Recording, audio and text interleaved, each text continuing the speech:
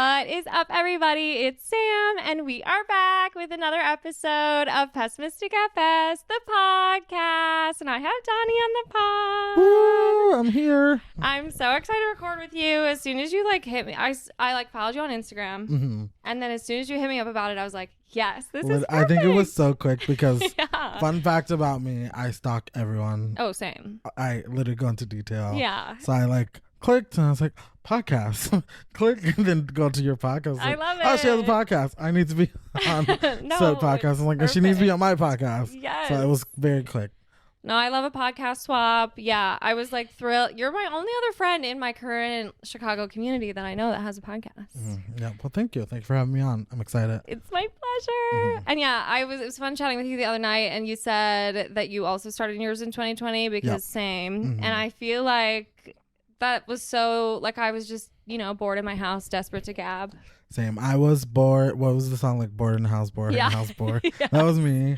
And me and my best friend, we were like, oh my God, we love talking. We we'll just have FaceTime calls, and we're like, we should just record this because the world needs to listen. Yeah.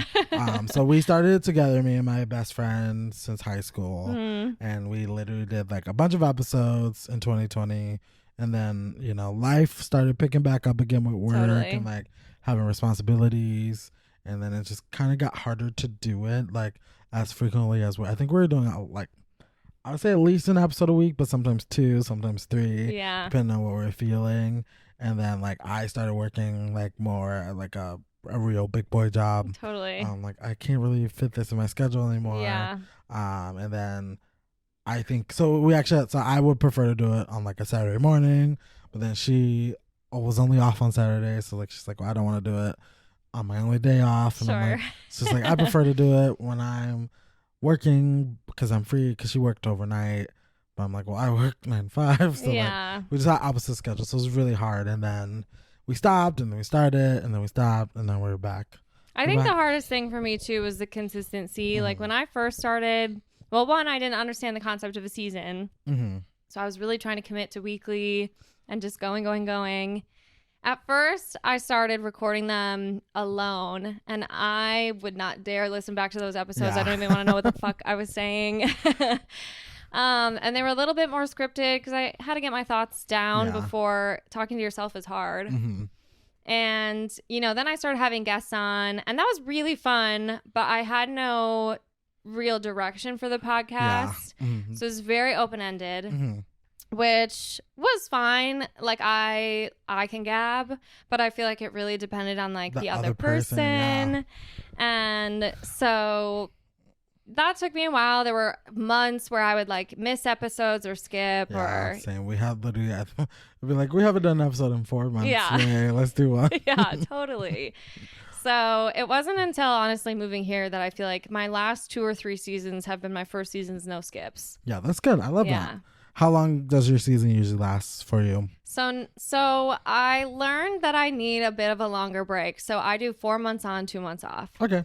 That's smart. So I always take off in June and July, which lines up with James and my birthdays too, which I feel like is nice. He can have my producer can have off around his birthday.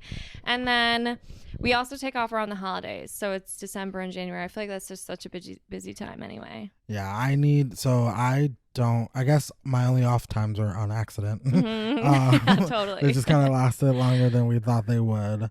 But I definitely agree with a schedule will just kind of work itself out. Yeah. But then also I think we kind of do our podcast the same, or at least now I do, where if I'm bringing new people on, the chemistry with that person is very dependent on the energy of that episode. Yeah. And I don't know if you've had a lot of moments where it's not to call anyone out. Yeah, but totally. Have you had moments where it's I'm interviewing this person and they're not giving me much, and I don't know where to go because they're not giving me much. And you don't want to be mean and not release the episode with them on, but also you're I was kind of bored. Yeah. Absolutely. No, me, I start naming names.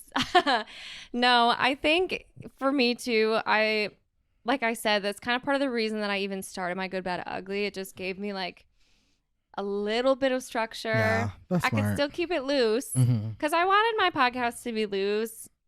I know that everybody says niche is the thing. Yeah, we talked about this the other night. Yeah. Because I was looking up how do you grow podcasts? And like literally the number one thing was like, it needs to be specific. Yeah. I'm like, oh my God, my podcast is literally not specific at all. I can talk about anything, I feel like. But also I feel like even if it's not niche, if you have like something that's like, this is specific to my podcast. Yeah.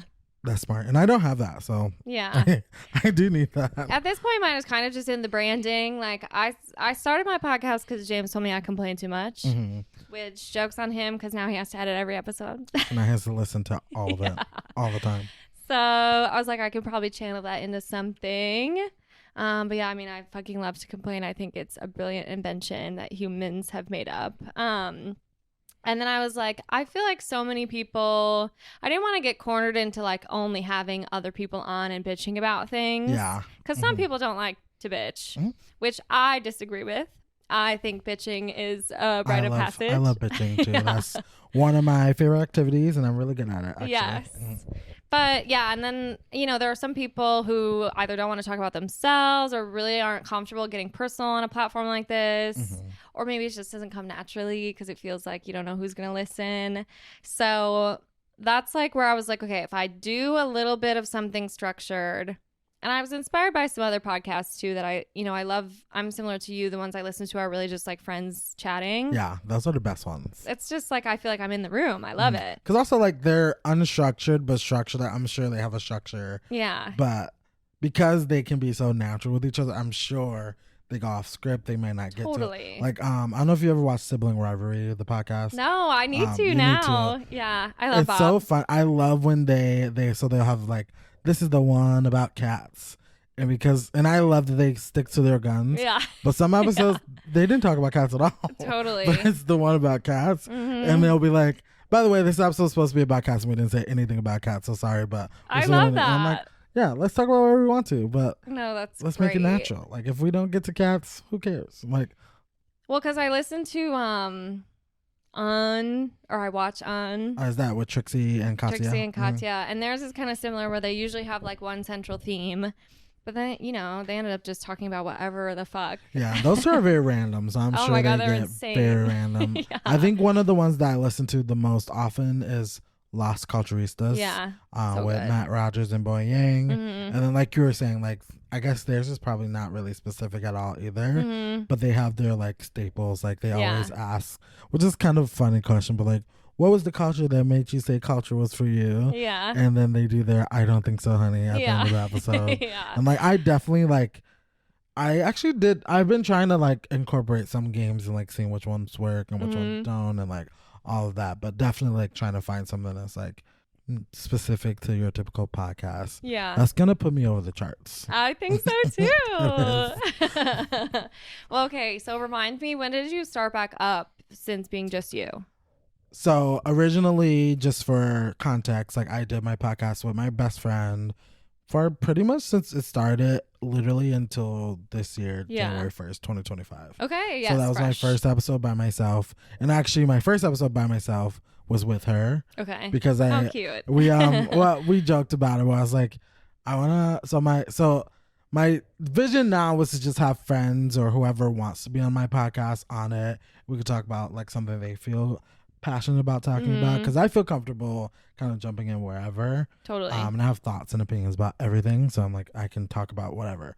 But I'm like, if someone else brings the topic, I feel like that they're a little more engaged with that. So like, I did a podcast the other day and they wrote a short film. So I felt like, okay, I know that you wrote the short film.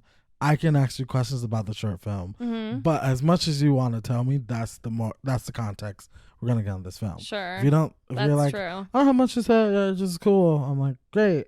Right. What was your writing process like? Yeah. So I thought it'd be good when I first started with my first guest was to be her, because I was like, well, we can do like an episode about like just you and like what you've been up to, and then kind of transition into like our transition of this podcast is going to be different.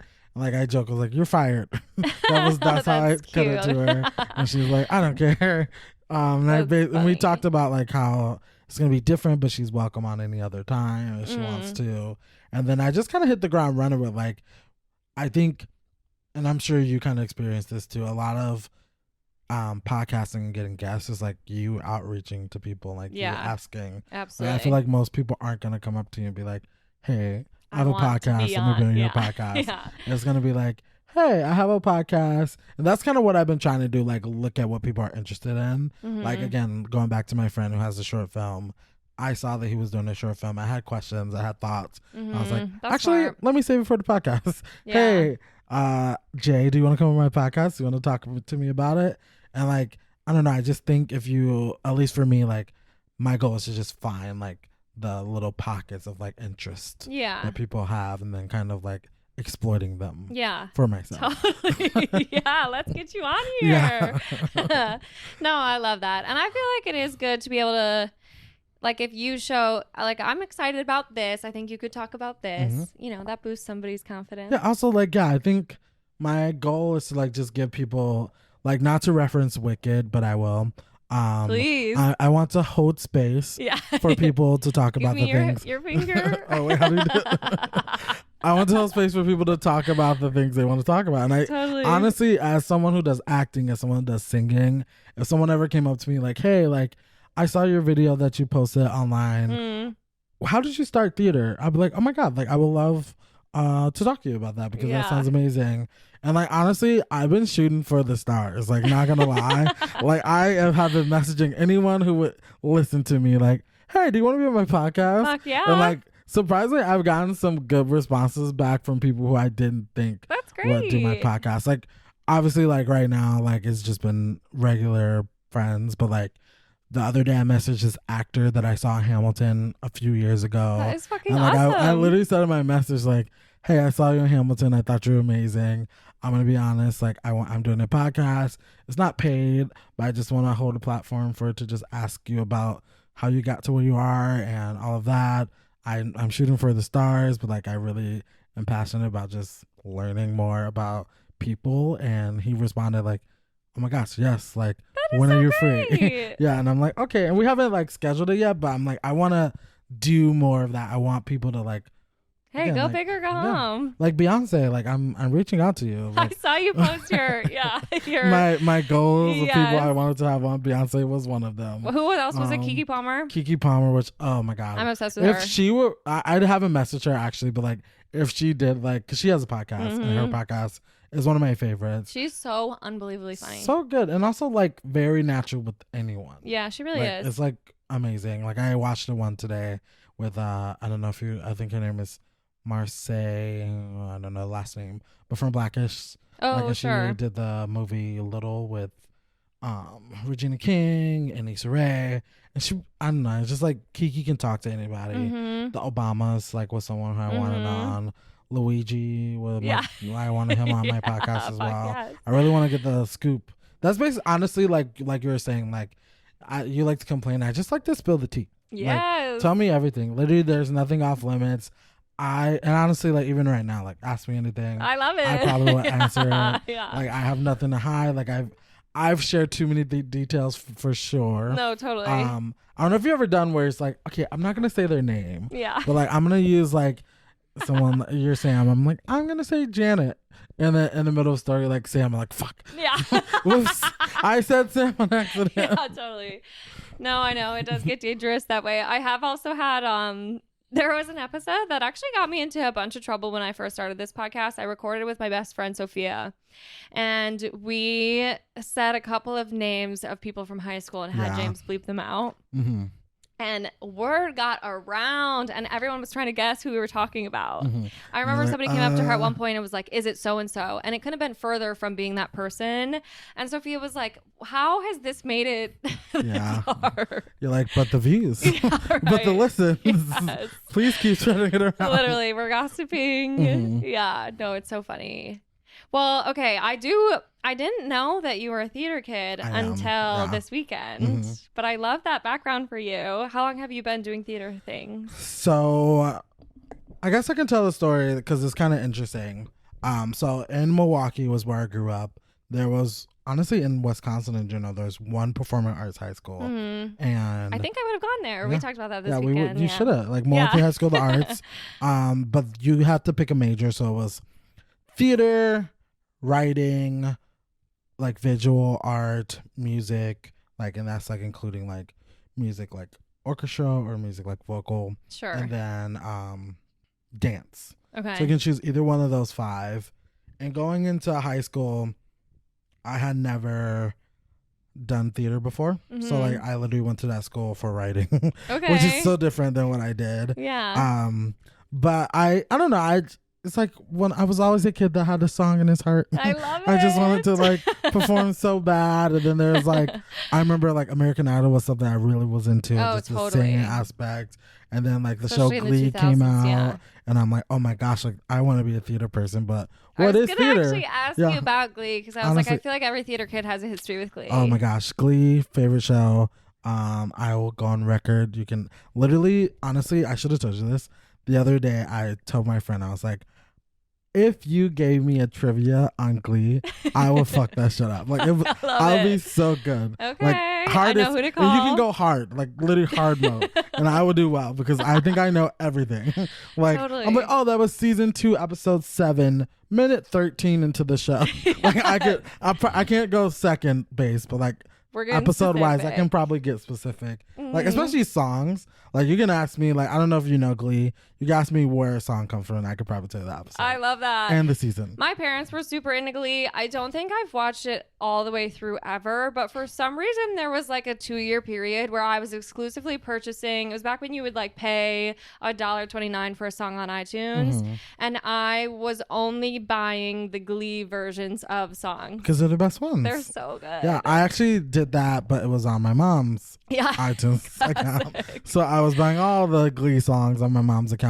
And also it was nice because they were full versions, which they weren't doing in the show. So I'm like, So this true. this exclusive shit. Yeah, not everybody has this. Yeah, I am getting the full story. Totally. So yeah, I was into Glee, I was into American Idol, but again, I didn't really sing at all. So actually my very first show that I did in high school was called a show called The Wiz. Okay. Which is the story of the Wizard of Oz, Yes. but like told in like a black way. And I did it because it's my mom's favorite movie growing up, so we watched it so many times. That. So I felt super familiar. But because I went to performing arts high school, it was not easy to get into the musical. Sure. So like I remember wanting to be in it, but I'm like, but I have to audition. Yeah. Like that sounds Right, scary. And scary. I never sang in front of people. Like I've done some singing like in like a kids choir, but like again, we're all singing in unison. We're like One Direction. Like Yeah. everyone, there's no harmonies. It's There's a no. boy band. There might be a solo here and there, but Sure. like, and those are nerve wracking. But like, I don't know, theater is different. Like it's like you're. I don't know. I think in that way, like I could tell, like as a kid, like no one's judging me. Sure. But in theater, everyone is actually judging me. All like, eyes are on including you. me. Like if I go see a show, I'm judging you. So at the time, I signed up to audition, and then I found out that because we go to a performing arts high school, and most of the people who did the theater shows were theater and vocal majors, that the auditions took place in front of everyone. Like you got in a room and Scary. everyone's sitting around, and they're like, number 5, come up, you sing your song. They tell you if you got a call back right in front of you, and that's it. Oh, So it was very, cutthroat. very intimidating. Yeah. And I remember walking in the room, and I'm like, okay, I'm gonna do this. I got the confidence. I like built myself up, and like I drew a number, and I think it was like number 16, which I'm like, that's a little high, but you know, it's okay. Like whatever. Like at least 15 people will go before me, so I'm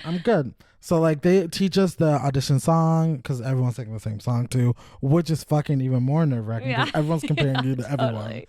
And then they're like, okay, like we're right after, like everyone could take a little short break and then we'll get started. We're gonna start with number 16. I'm like, I like legitimately, I think I had a heart attack. Oh. And I'm like, oh my god, like I can't do this. Like I remember like getting up like on that break, taking my number off, ripping it up, throwing it in the trash. I'm like, I literally cannot do this. And then actually one of my friends who like not recently passed away, but like passed away since then. Like I remember him being like, dude, come on, you got this. Like you can do it. I've heard you sing. I think you sound fine. That's like so sweet. just do it. Like Yeah. literally, what's the worst that can happen? So I'm like, okay, fine. Like I was like, okay, out. So I got up, I sang my song, and I got called back. So like they sent me to another room. We had to do like a little dance call, which I was not good at. I'm not a good dancer. But then you like had to learn a choreographed dance? Yeah, that day. Oh my god. So like I said, I went to performing arts school or boot camp. Like it's like literally they're like, you're gonna fucking work to be in this show. Yeah. And like it was hard, and it wasn't an easy dance. It was the full number of the biggest show. That's like, crazy. It was like hard, and then after that, they took you to another room where then you did acting. So then you had to learn the scenes and all of that. So like again, like as someone who is timid, like the role that they saw me as was the lion, like the cowardly lion. So like really was working for me, like my timidness, like so true. Because they're like, okay, like we could work with this, and I legitimately remember like the director being like, hey, like, can you stay later? Like, I think we like you. We want to keep seeing you. And I'm like, I don't think my mom will like this. Like, I think I need to go home. Like, I have to take the bus home. And like, he's like, I will drive you home. So I'm like, oh, okay. I think he likes me. Like, I think I'm gonna be in this show. So like, I legitimately remember being there like 8 people left. So the cast is like Dorothy, the Lion, the Tin Man, and Scarecrow. So 8 people left, 1 for each row. So I'm like, I think I'm gonna at least be in contention for this role. So I was very excited. And then what ended up happening is that I got the understudy for the role. And the guy was honestly probably the better role because he was more funny. I was timid. I was method acting. Sure. But like he was like timid in like a funny way, which is probably better for a musical. But after that, like I remember like taking that and being like, okay, I did it. I had my first taste. Yeah, I did my first taste. I was understudy. There was some drama in that show, like with like the guy who played the lion quit, and then they actually didn't even ask me. They just brought someone else. Oh. And it was so stupid. But I was in like most of the shows and all the scenes. Like it was really fun. And like I remember being like, that was a fun experience to just kind of detach from like who I am and just like the ensemble aspect and everything. And that was the only show I did in high school at all. Okay. Like that show my junior year, I did it and it was fun. And then when I went to college, I was a pre-med major, believe it or not. Oh, crazy. And I had interest in doing theater. And I was like, okay, I will at least want to do one show while I'm here. So I ended up auditioning for the musical at my college that year. I did get into just an ensemble. And it was really awesome. And I'm like, okay, like I did that too. So like I did that, I did this. And then after that, I think I just started to get a little more confident in like my singing ability. Yeah. Because I think at the time I didn't think I was a good singer. But as I did more and more stuff, like I'm like, okay, I think I was like, not even me. I think other people think I can sing. Sure. Which I think is like better. Like, I mean, as one all person. All we have to do is convince them. Yeah, convince them. And then that's it. Like I cannot, because we're our worst critics. So like, totally. I don't have to be good to myself, but like if I'm good to other people, that's like reassuring. So like, so I started taking voice lessons at my college as well. And then sorry, this is such a long-winded story. No, I love it. Like so I did maybe a year and a half with her, like off and on. And like we had did another musical and I got even a bigger role. So I was like, I was feeling myself really. But like the moment that kind of like solidified to me where I was like, okay, I think if I want to like do this, I can do it. And I have all the tools that I need to do it. Was that, so like my teacher at the time, my voice teacher, she was a part of this association. It was called the National Association of Teachers of Singing. Okay. And it's just called NATS. But naturally. because she was in that, she could submit her students to like basically join this competition, singing competition, where students from all around Wisconsin, I think more specifically, like, which is funny because it's called the National, but Wisconsin at least starting, you came to like a college and basically like it was like a singing competition. You literally got on stage, you sang. I think they gave you 8 minutes and you can pick as many songs. I think it was 3 songs or 8 minutes. Okay. So like you can pick 3 songs, but you have 8 minutes to sing them. If it like, say for instance, like if you pick 3 songs a little longer than 8 minutes, they'll cut you off. Okay. Which is fine. Like if so, when I went, I was so like, it essentially is American Idol. Basically American Idol. So I went and I like picked songs that I felt like I was good at. For sure. And like I remember watching everyone because like you were there all day. Like you didn't have to, but like it was nice to like, and they also categorized it too, I should say, like tenors, baritones, sopranos, like I think there was even like some older categories too. So you weren't competing against everyone, just people in your category. So I got up and I sang my 3 songs. I'll say them just because I'm familiar. I sang Younger Than Springtime from South Pacific. I don't know if you know that one. I sang Being Alive from Company. Oh, I love and then it. I sang a song from Kinky Boots called Hold Me in Your Heart. So it's my 3 amazing. songs. And Wait, what category are you? Tenor. Okay. Mm-hmm. So I got cut off in the middle of Hold Me in Your Heart, but I did get all 3 songs. Okay. And, like, I remember being like, I don't know. I can always tell if I do well at like a performance. Like every singer or performer knows. Like I was on today, I was off today, but that day I was like, I don't know. It feels like your skin is like Edward Cullen and Twilight. That's how it feels when you're like fucking like killing it. You feel like a vampire, like glistening. Totally. Like, everyone's looking at you. Like, Voices sparkle. Yeah, you can see people looking at you. So I felt like that when I was performing.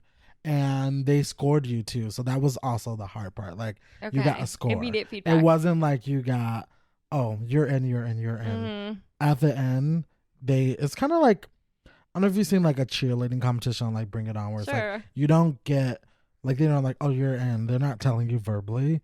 It's like 2 hours later they come with a list, put it on the wall, and walk away. So that's kind of how it was. Sure. So like I went and I sang my songs. Thought I did great. People in the room seemed to respond well. Again, I don't know how they're gonna score me. Like I know that like listening to everyone else, like I felt like amateur a little bit. Like I'm like, these people have been studying singing for years. Like I can tell, and I've been singing for 1 year. Yeah. Like totally. I've had what school year is not even half of. I don't know. I probably had like 50 voice lessons at that point with one teacher, and that's it. And when I got my score back, I think this was like the moment where I was like, okay, I think I got it. I got my score back, and it was rounds. So like the first round was like just general. Second round was semifinals. Final round was finals. And I got a 99 out of 100. Oh my god! Wait, Donnie, that's amazing. And I was like, holy! I remember being like, and they're like, hey, like this is the highest score that anyone got, so we're just gonna move you to the finals. That's great. Like, great. Oh my gosh. Fast track. So I remember like telling my teacher, I was like, oh my, and she was like, what did you learn? Like, cause obviously it's a learning experience. And like to finish the story, I like the next day, the finals were the next day. I woke up, did not have a voice. No. Which is so funny. Didn't have a voice. Oh, classic. But I was like, I tried to like scrape myself together anyway. I ended up getting 3rd place. I think I would have got first if I could blow the way that I wanted to. I would have got first place because one thing that I did notice, and it's like something I've taken with me since then, even like whatever capacity I sing in, is that I don't have to compare myself to other people. Yeah. Like I think it's easy, especially in an environment like that, to be like, I don't sing like that. I don't do this. I haven't had this much training. But what I learned is that like, you know what? I don't have to sing like them. I sing like me. You have your own and unique they can't voice. sing like me. Yeah. Yeah. So I remember being like, that's my superpower. Like I can just hone in on what I'm good at. And then I think that's like half of the battle. And like, if you think about all the theater or even movie stars, you know, they all have like a signature sound or like everyone, no one really like sounds the same. Or like you might get some carbon copies, but in general, like a lot of people love people for their individuality. Yeah. And that's just something I took with me. Like if I'm just myself, I think I'll get a lot further than trying to be someone else. So that's kind of that clicked for me. And that's where I'm like, okay, I could do theater. And that was before, like I was telling you with we talked about this earlier before the podcast, but like with the callback for Broadway and like all these shows, like that was before. And like whenever walking into a room now, I'm like, I don't know who you've seen before, but you haven't seen me. Yes. That's kind of my I love that. That's kind of my attitude, which I think you need to be a little conceited to be an actor. No, but, like, I think so too. I think any profession or even creative endeavor where you're putting yourself out there, like if you don't believe in yourself, nobody else is going to. What does RuPaul say? If you can't love yourself, how the hell are you gonna love somebody else? Exactly. Or how the hell is somebody else gonna love you? Yeah, you can't do that. No. So it's like, honestly, like I always tell that story to like anyone who like asks me about theater, just to like kind of like remind myself and just to like tell people like literally like just especially like actors of color, like I think it's like so much pressure to like try to look like something or be like something, but like people, if you're just yourself, honestly, like you're gonna love the people who love you for that. Yeah. And then people who don't, like, I don't want to work at a company like who I go to and they're like, I mean, I've done it before where like I've done a show and my director is like, Donnie, you don't sound urban enough. Can you do this? And I'm like, no. No, like, I can't sing like that. Like I can't. me. Yeah, and like I remember like not gonna fit into this box. standing up to her and being like, "Hey, like I understand you want me to sing this way, but I don't sing that way, and I can't do it. So like I don't know why you cast me for this role if you want me to sing this way because I can't." And I remember being like, "This is the way I want to sing it." Is showing her and her being like, "I like that better." I'm like, "Great, cool." That's like great. I'm just here to change people's minds. Like you might have a conception of what you might want, but like I'll show you something better. I'll show you something better. Yeah. Period. Yeah. No, I think that's also good too. Just like, sticking up for yourself in those situations is major. No, I love that. I think that's so cool. I love theater kids. I think, I don't know. I wasn't a theater kid myself. Obviously, I love to have a microphone in my hand. Yeah. So there's something there. Talk show host extraordinaire. Yes. Yes. But yeah, I think I find confidence to just be such like an awesome quality in another person. Yeah. Especially when you're confident, but you're authentic. Yeah. I think have mastered that. I feel like that's like the thing that I've mastered, authenticity. Yeah. Like confidence, like it comes and goes. Like sometimes you feel more confident in others. Like again, I can tell you if I walked in a room. It's actually why I miss the act of like a lot of people would do in-person auditions before the pandemic. Sure. I miss that because I think when you walk in an audition, I literally, by everyone's faces, by their energy, you can tell if you did good or bad, like right off the back. But like videos, like I record that 60 times. I don't know. Like I sent it in. Like I don't know how they feel. I can't see them. I also don't have the adrenaline from like being in the room with people. So true. So like just being authentic, I think is like the way to go. Because confidence, like, it's natural. You're human, so like it's gonna come and go. Yeah, right. I guess true to yourself is more true to yourself. Yeah. Yes. Well, I think it's okay. I think it's so awesome that that's how you met Adam. Adam has lived 1,000 lives. So many. Every time I talk to anyone about theater, they're like, "Wait, Adam?" Yes. Like I did not know that about him. Yeah. And now it makes sense. Like now that I've gotten to know him over the last year or so, I'm like, okay. He has. When I met Adam, who's my friend, my roommate too, he had long hair. Yes. Like, I saw some of those all photos. The way down to here. He was like this, like very interesting, like honestly, like very clean cut now than what he was, like very rugged. Sure. He in the show that we did together, he was in the ensemble, but also the understudy for the like lead role. Yeah. And then we got to do an understudy show, so he got to go on for the lead role. And I was actually lucky, like. Back then, I was like, this is not fair. I don't have an understudy, so I have to do the understudy show. Sure. Like, I'm lucky that I got to perform with him because not a lot of people did. Yeah. And I don't know. It was just honestly like Adam, believe it or not, I guess that sounds mean, believe it or not. But like Adam was like one of the most talented people I know. Like once you kind of unlock that part of him. But, I love that. You know, he lives so many lives, you never know. Oh my gosh, totally. He does everything. He's fascinating to me. Well, and he's so, I love how Italian he is. His job, I'm like, you have to be in the mob. There's no way you're not in the mob. Have to be in the mob. Yeah. Well, actually, like, it's so funny because I knew him before that job. And it's like, this job has kind of changed him a little bit. Like, he's kind of, like, he's not Adam, he's a Damo now. Yes.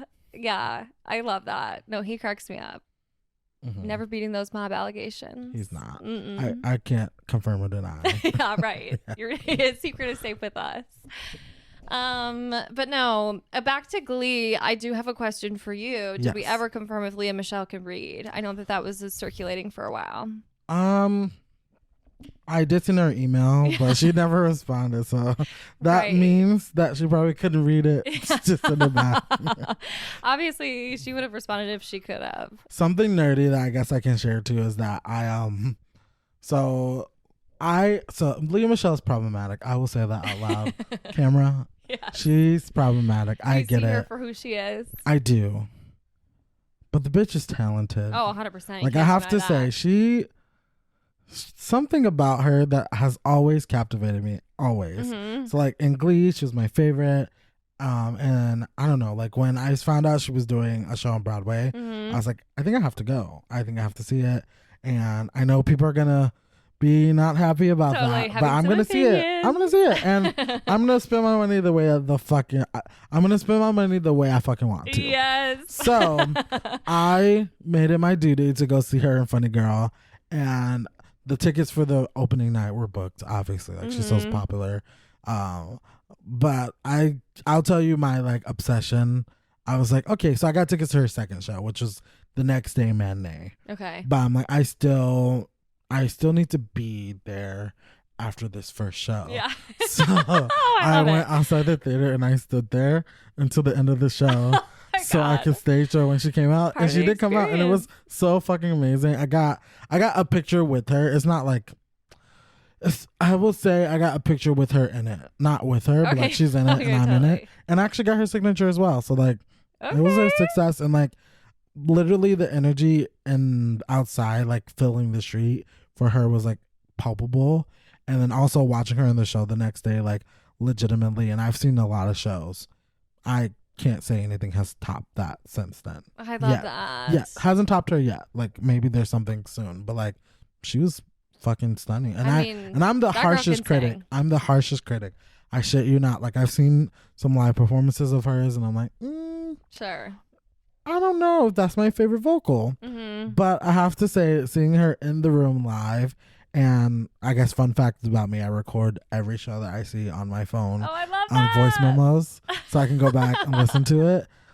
No out of place. I've listened to it hundreds of times. Nothing. It's pristine. No, that's good. I wish I would have seen it. I love Funny Girl. Yeah, she honestly, like, I love Funny Girl too. The show's a little outdated. The movie's a little outdated. Totally. I think it's right. A lot of people don't do it anymore.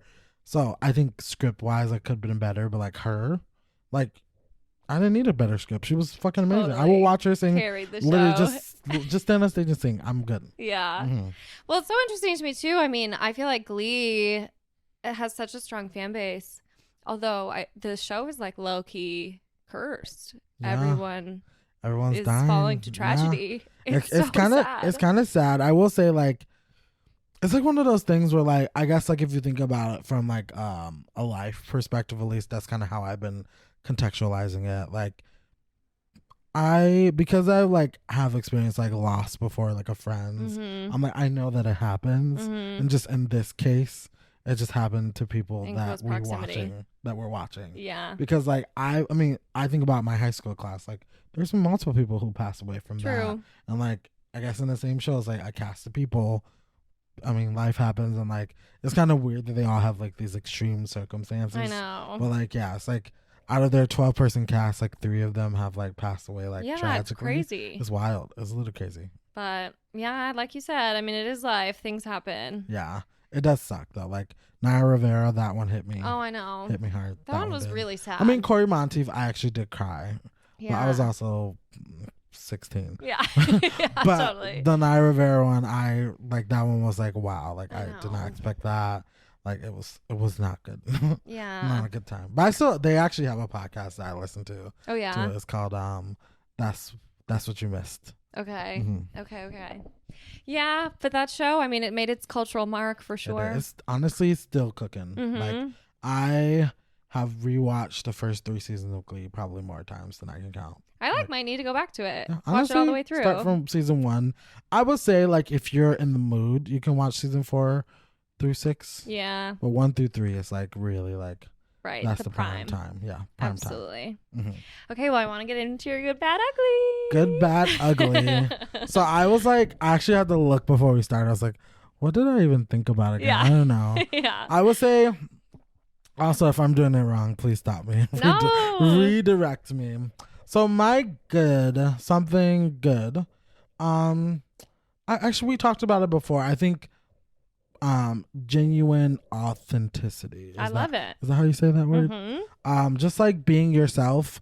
I think like one thing that I'm like trying to focus on right now is like dating. Honestly, if you're single out there and yes, want to date someone, I'm available. I love it. But I think one thing that I'm learning is that like I am not really attracted to people who just aren't themselves. Yeah. So like, and it's like that can mean anything, and I do realize that. But I just think like if I can feel who you are just from And I think that takes meeting you and like getting to know you for sure. Mm-hmm. But I don't want someone who's like pretending to be someone else. I don't want someone who can't like just communicate what they're feeling and like. And I'm working on this too. Like also, it's not that I'm even perfect at being authentic, but I think my goal and my intention is to always like, how do I like? I wake up like, how do I be more authentic today? Yeah. Like, what can I do? What can I say? How can I approach this as me? Mm-hmm. And like, even like, my therapist put it really good one day because I was always apologizing for having a lot of feelings. Sure. And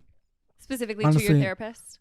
Not to my therapist, or but like, well, I think to myself. Okay. So like, I would like, oh, you know what? Like, Sam, she didn't mean to do that. Yeah. I'm not going to share this with her because, it's not a big deal. And my therapist actually said one day, she was like, because she's like, so why don't you tell this person that they stepped on your foot and it hurt?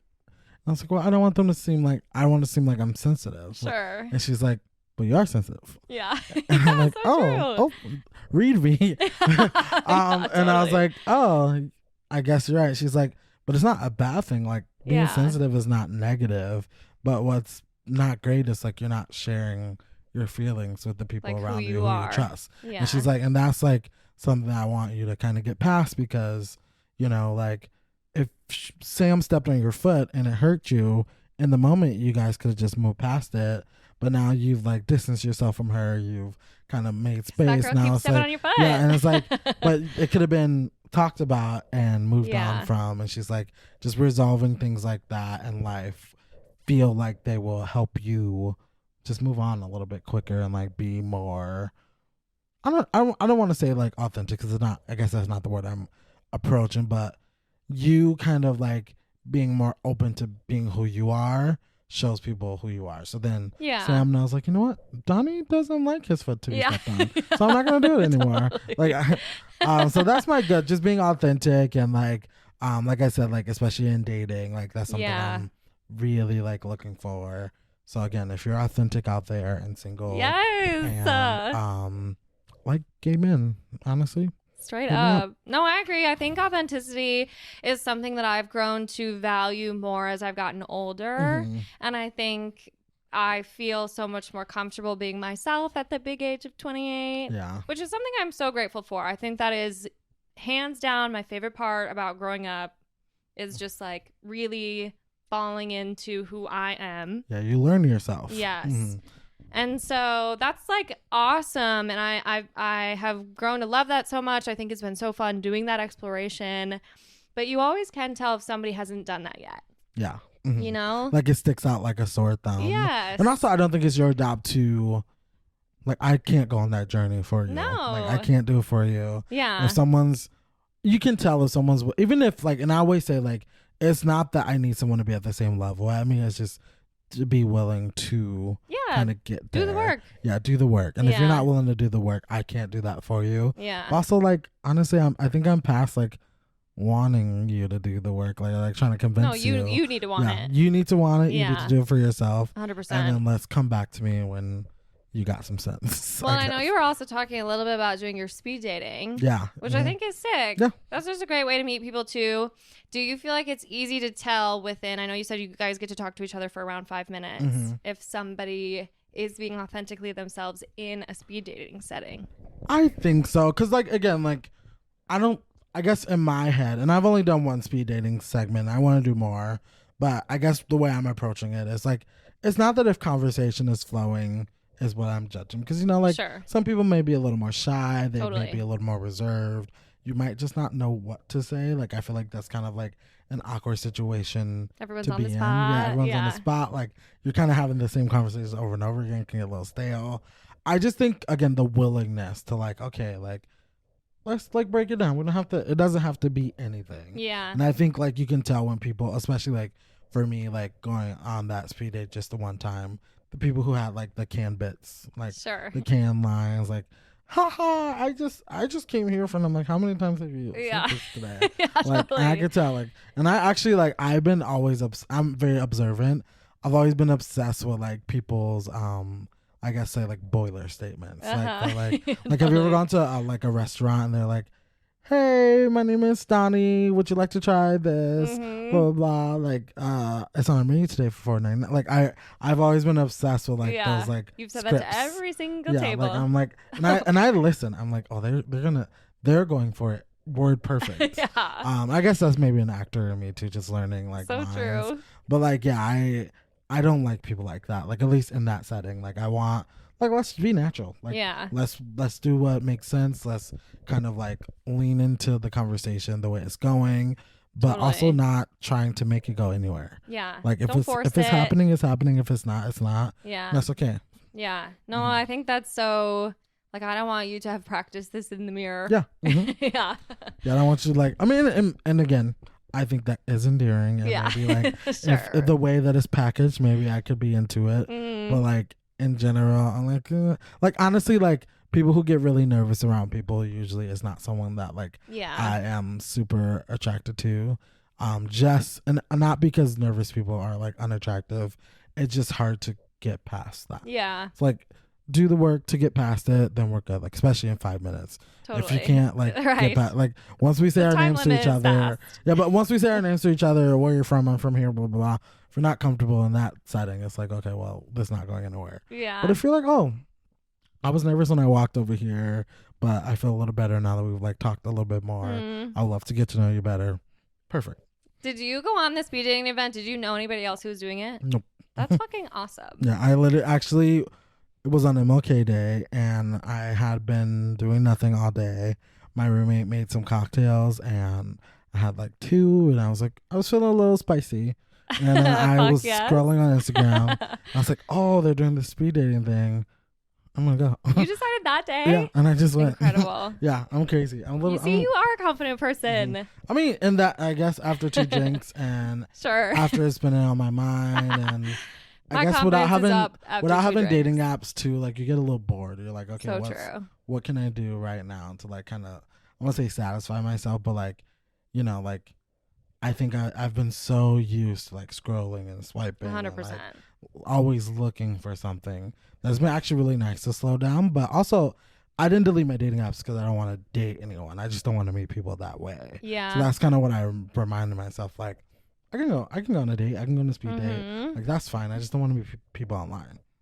How long ago did you delete your apps? My goal was to delete them by December 31st. So, like, I kind of like what do you call it? Like, did it in segments where, like, first Tinder, then Hinge, then Bumble. We're weaning off. Yeah, I weaned off. Where then I was like, okay, now I'm done. And, like, again, nothing against dating apps. Where, like, there were people who I had maybe consistent conversation with, and I let them know, like, hey, I'm gonna delete my Tinder. So, like, if you want to exchange Instagrams, let's do it, because I'm not gonna have this anymore. And I did that. So. Honestly, I haven't. The one day TikTok went down, that was the day where I was like having some withdrawal of, like, just scrolling. I was like, I can't scroll TikTok. I don't have Grindr to just scroll through. What am I doing? Like, I, like, almost, like, downloaded it again because I'm like, oh shit, I don't know what I'm gonna do with myself. But I resisted, and then it came back the next day with all the praise for Trump. Yeah, so. Right. I know. It's been achy on there ever since. It's been a little, I will say, like, this guy that I was dating, going on dates with currently, just loosely too, like, nothing official or serious. But he actually kind of gagged me a little bit, because, like, he was like, hey, how was your night? And I was like, I was up way later than I wanted to be. I was scrolling on TikTok. And he was like, how do you feel supporting an app that clearly censors the things that it wants you to see and targets algorithms politically? And I was like, oh, I didn't realize this was going to go this way. Totally. And I remember being like, I actually responded. I was like, honestly, I'm going to be real. I don't feel about it. It's not that I am not acknowledging it. I'm just not getting my political advice from TikTok. Totally. You know what I'm looking up on TikTok? Glee videos. Yes, we're looking Broadway at compilations. Videos. I'm looking at compilations. I'm looking at singing videos. I'm not, honestly, my algorithm, if anything, they are targeting people who I have the numbers in my phone. That's the people. Yeah, like my roommate. They do that. My roommate, I see him all the time. And I heard him record it in the bathroom, and now I see it on my TikTok. Like, double time. Those are the people who I see. I'm not on political talk. Sorry. So like I guess my thought process to him, I was like, I feel like people can make their own decisions and like what they want to do. Like at this point, the world is fucked. The world's on fire. There's no right or wrong way to do it, because honestly, let me have my whatever time. you're doing, it's probably fucked, because everything is fucked. Everything's corrupted. The government's doing whatever the fuck they want to do. LA's on fire. There's no safe space. Yeah, there's no safe space. Safe space, it doesn't exist. No, it really so doesn't. let me have my Glee videos on TikTok. Totally. Don't take that away from me. I know, our last ounces of joy. Yeah, that's the only thing I get from joy. I want to watch the Lea Michelle Can't Read compilations. I want to watch them. We're trying to get to the bottom of this. Yeah, I want to know the truth. Yeah. Mm-hmm. Okay, how about your bad? My bad. Honestly, working. Yeah. Like, no one wants to do that anymore. We're not cut out for that. That's like so 2024. Like, I'm trying to move forward. I completely I'm agree. trying to be in the future.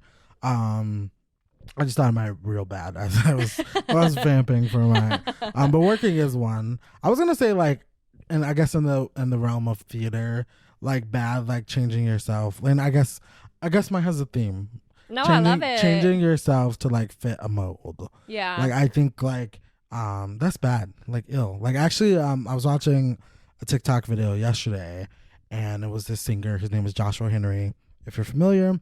And basically he was like baritone. He was a message to baritones, but I heard him loud and clear as a tenor as well. But he was like, baritones, listen up. They're not writing roles for us anymore. I'm in all the rooms. I'm doing all the workshops, and these roles don't exist. Oh, but you know what you have to do? You have to go make them. You have to be the ones like kind of creating the lanes that you want to be in. So I think it's like, again, going back to what we said earlier of just like, I think it's bad to like try to, especially, and I think in singing, that's what I'm thinking about specifically, because I've been doing like singing TikTok videos and everything, and like some of them work out better than others, some of them get more views than others. I love that. But like one of the things that's been happening is that like there's specific TikTok video that I posted which got a lot of views. I was actually really surprised, like, because like I just don't think my algorithms are like sending them to the masses, which they should. But like it got a lot of views, and one of the things that kept happening is that like they were comparing me to this other guy, and me in the positive way, like actually being like, you should be this role, not him. You should do this, not him. Yeah, like, that's a compliment. It's a compliment, but I'm like, why compare? Yeah. Like, why we don't have to bring another person down? No, I was like, he's great. He's wonderful. And I'm like, honestly, I'm not trying to be like him, which is why I don't sound like him. Yeah. Which is why I'm not him. Totally. So I'm like, I'm glad that you like my version of this, but like also like just realize that he's doing his own version too, and that's just as valid. Yeah. And just as good. And like taking that lesson into like life, or even in the work setting of like, I know I talk to my boss about it all the time, where like I can't work the way that other people work. Oh, especially totally. like in the field like mine, where I'm doing events and like working with producers and like trying to become a producer. Yeah. So I'm like, producer literally just means boss. Totally. So like, I'm just trying to be in charge of everything. I can't be in charge. I can't be under someone else and like doing the things that they want me to do. I want to be the leader. Yeah. Therefore, like I need to bring, like, literally right now, one of my biggest things in work is like, especially now that I have the opportunities to do it now, I'm like, I'm gonna level set for what I need. Yeah. That's absolutely. all I do. I'm gonna level set. I'm gonna be like, hey, this is where I want things done. Yeah. Like, even I talked to one of my coworkers today, and I did it lovingly, because like she's in a position that I used to be in, like just like actual position wise, and like she's working on a show that I'm working with her on, and I was like, hey, like, can I give you some unsolicited advice, but I think it's gonna actually help you out, and you can say no, but like also like it's something I noticed, and I think like I wish someone told me this when I was this role. And she's like, what? And I was like, honestly, like, and I guess in my position at my job, I'm like, over communicate. I was like, honestly, I don't want to ask you something and then wonder if you did it. I'm like, girl, just loop me in. Yeah. And then she's like, and she did say like, hey, like, my instinct is to loop you in, but then I'm like, oh, I'm gonna ignore him, I'm gonna do this. I'm like, no, like, legitimately, we already had this conversation. Totally. It's just so much easier for me to be like, Sam did this because I saw that she did it. Yeah. Like, and she came back and told me. Yeah. I'm like, oh no, honestly, don't tell me. Just literally like my big, especially in corporate lingo, and I guess this all has a point, but like in corporate lingo, when you're just looping someone in, all you're doing is like checking the boxes for both of you. Yeah. So like so if true. I'm like, hey, like, can you order this thing, and you email someone like, hey, just talk to Donnie, I need to order this thing, blah blah blah blah, and I'm CC'd on it. I'm like, oh, I saw you did it. Check off my list. Totally. What I don't want to have to do is be like, hey, did you order Follow this up thing? with you. And especially if I just haven't heard back from it. But going back to the point of like, because she had that itch to do it because that's what she wanted to do, I'm like, follow those impulses. Yeah, like, so do true. what you like, be yourself. You know. Like, you know it in Yeah. your gut. Just follow your gut, because like that's gonna lead you the right way. And like, also I say, you know, if you loop me in an email that I didn't want to be in, I would take myself off. Yeah. Totally. So like, I have don't power worry. over that. Yeah. So I'll be like, hey, you don't need to loop me in on this. But Yeah. like, let me say it to you. Like, Yeah. or even like going back to like working in general. I know like something that I was just talking to someone today too about is that they were applying for a job and they're like, I feel underqualified. Like, I don't know. And I'm like, let them tell you that. Right. Like, So you don't know never what they're shoot your gonna own want. self in the Yeah, foot. you don't know what they want, but you know Yeah. what you bring, and like just own it. Yeah. And then maybe they'll be like, well, this person is not the exact qualifications I want, but they're what we need. Mm-hmm. Well, and I feel like from even, you know, now having 6, 7, 8 years working post college, I'm like, okay, there are so many people in positions that they genuinely aren't qualified for. Yeah. That like, if you think that you would enjoy a certain role or be good at something, you have to go for it. And I think, like you said, at the end of the day, just kind of being yourself, approaching it the way that you would authentically approach it is going to be the most valuable. Yeah, not molding yourself to fit it. Just being, oh, this is who I am. Totally. This is what I bring. Yes. Boom. I feel like you'll get more out of that. Well, I think something that I've noticed too, this isn't true for all companies. I work for a relatively small agency and I work in social media marketing. Okay.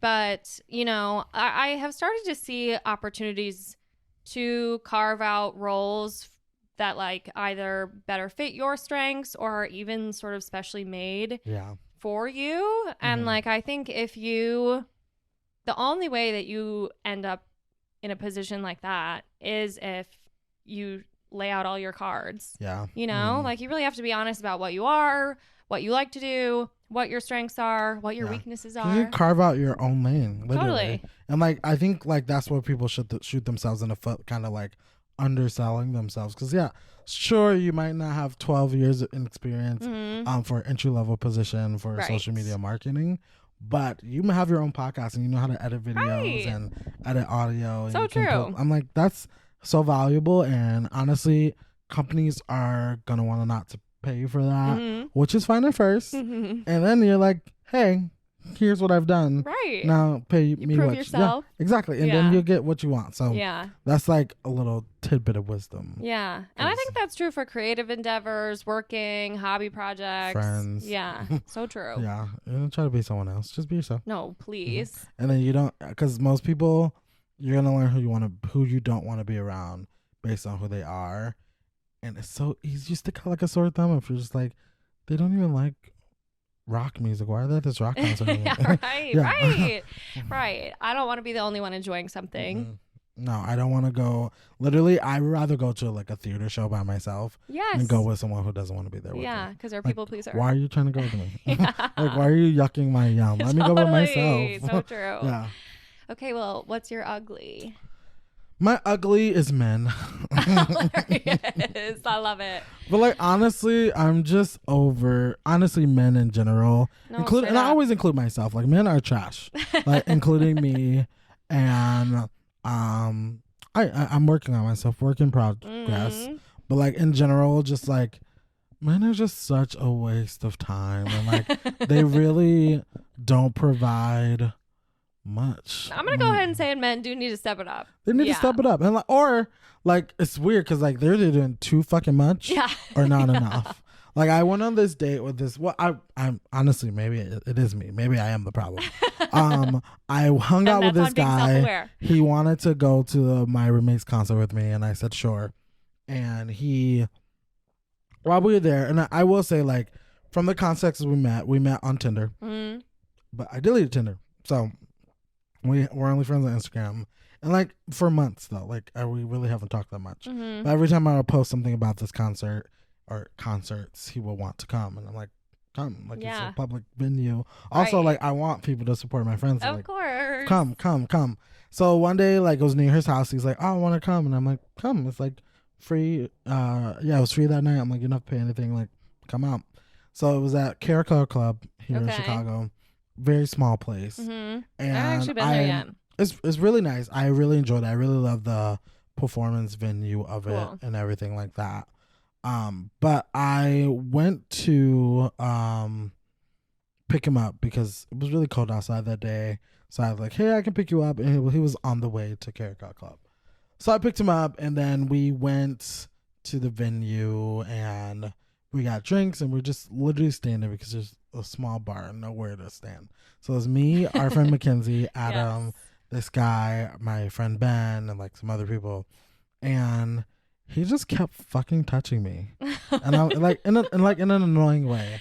Like I understand like the touch test. When you ever been on a date where like you move their arm closer, and then move your arm closer, and you're like, okay, that's room to do more. Totally. I was doing the opposite. He moved close to me. I'm like, it's not being well received. Yeah, because also like we hadn't really had talked about that. It was we met on Tinder, and I guess I can understand if someone got the wrong impression. Sure. At first. Yeah. Like if I'm giving you clear signals, like you should listen. So like, I was getting actually very annoyed with just like because like he was like touching me and he started rubbing my back, and I'm like moving away from him, like puts his head on my shoulder. Mind you, we're standing up, like we're not even sitting down. Like so I was like just doing too much.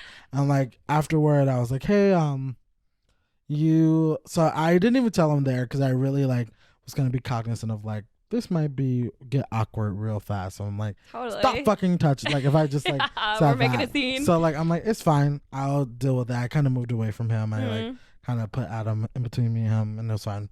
So after the night was over, again I was trying to be nice. I like took him back home because I picked him up, like which I think is a nice thing to do. Like if you brought someone somewhere, and like he dropped him off, and then before I even pulled off from his house, I like, and mind you, like 3 minutes from Caracal Club, that was the most time we had to talk there and back. So 6 minutes in total. Then we go to a concert where it's loud music playing. Totally. And then we leave and have 3 more minutes to talk. So I was like, hey, I messaged him on Instagram. Hey, sorry if I gave you the wrong impression, but I just have to I want to just speak up for myself, saying like you made me super uncomfortable with how you kept touching me, and I kept giving you very clear signs not to touch me, and like it just felt a little obnoxious. So like in the future, like we don't have to make this a big deal, but like just like respect my boundaries. Like if I'm visibly not feeling something, don't try to force me in it. Let's use our context clues. Exactly. So his response, like this is why I'm like, men are fucking trash. I fucking hate them. He's like, sorry, when I get anxious I get touchy. And I was like, what am I supposed to do with that? Yeah. Also, I'm like, firstly, what a cop-out answer. You're never taking like accountability for what you did, or like, and again, not even a big deal, but now it's pissing me off. Just just be like, yo, I thought we're on a date. Totally. My bad. I didn't even like. Again, it comes down to authenticity. Yeah, just be yourself. Like, be like, yo, I forgot, or I didn't realize something. But like him saying that was just really, because it just felt like an excuse. Well, and then it becomes also a little bit of like victim mentality. Like, yeah, it's like, so it's my fault that you felt. Yeah. So that's kind of how I felt. I read it that way, and I didn't respond. And it was like 2 hours later he responded like, yeah, maybe I did get the wrong impression. And I'm like, honestly. You think? And I was like, honestly, that even irritated me more. Totally. It's too late now. So literally I was like, hey, I'm going to be real. If this was your first response, I would have been like, yes. Because it's your second, and because you literally had to think about why I didn't respond to your fucking first message, just says a lot. And I was like, I don't really want to talk anymore. I don't want to be friends. Come to concerts if you want. I don't give a fuck. Yeah. Just like leave me alone. We're not enemies, but I'm all set. Yeah, again, like, I'm like, that says everything. And like, I will say, like, I do understand, like, I put him in an environment where maybe he did think it was a date. Sure. But honestly, even if it was a date, if I don't want you all over me, I think it's fair. Just about reading the signs. Yeah, that's fair. Even if it was like, actually, I even consider myself where like, there was one day with this guy that I actually had hooked up with before. So like, we've kissed, we like hold hands. We did all the things, everything. And we went to see The Greatest Showman, and we're sitting, and he puts his arm around me, so I put my hand on his leg, and he literally like takes my hand, lifts it off, and gives it back to me, and I'm like, you got it. Totally. You got it. Totally got it. Heard. Clocked. I didn't try to put my hand back. Yeah, I didn't like, you put your arm around me. I put your, no, I'm like, you don't like that. Yeah. And that's okay. Well, and that's one of those things where it's like, just because consent is given once doesn't always mean it's going to be given the next time. It's not a spiral. But yeah, I think men are trash, and that's the ugly. Like, men are ugly. No, I get it. I feel like it is a hard time politically, socially, spiritually to be dating men. Yeah. For anyone involved. Yeah. So they don't make it easy for us. Yeah. I feel like we're giving them the clues. We're giving them honestly all of the puzzle pieces. They have the map to the treasure. Exactly. You guys have it. Let's just kind of follow the leader. Yeah, we're leading you. We're literally leading you. Just like listen and like open your eyes up and like let's not do too much. Yeah. But let's not do too little. Right. Like, it's all about balance. Happy medium. Like do be Goldilocks. Yeah. Like just get the one that's just right. I know. So yeah, that's my ugly. Really have much more to say on them. Men. No, I get it. But also still looking for men. For love. So that has nothing to do with the authenticness of my heart. No, I love it.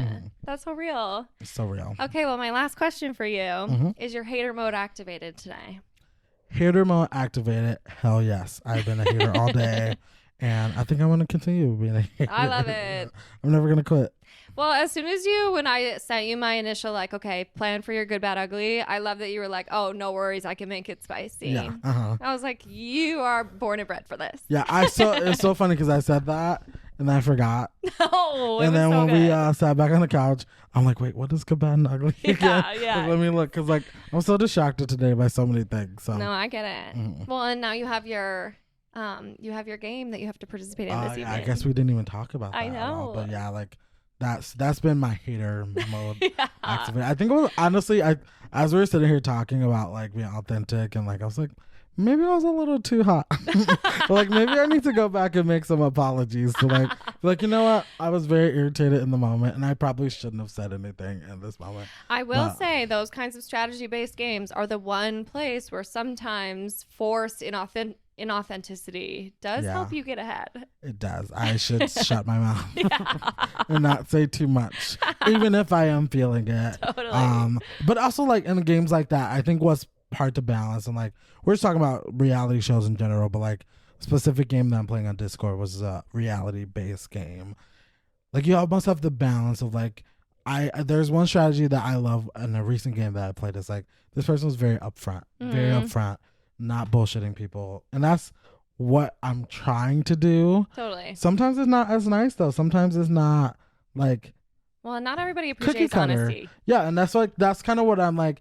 I think the last time I played, I was too nice. Like I was too like always thinking about other people's feelings and like not saying the things I want to say. And I'm like, this time I just want to do it differently, which I understand that if people read that the wrong way and it could get me voted out or whatever. So but I'm true. like, I literally, everyone I like reached out to today, I literally was like, hey, I know about this and I didn't like being kept in the dark. I'm not upset. It's a game. And I literally said that every time, which I love it. Could be scary to be like, I'm not upset. It's a game, but fuck you for doing this. Totally. But I'm like, but I just wanted to be honest. I literally was like, this is very clear.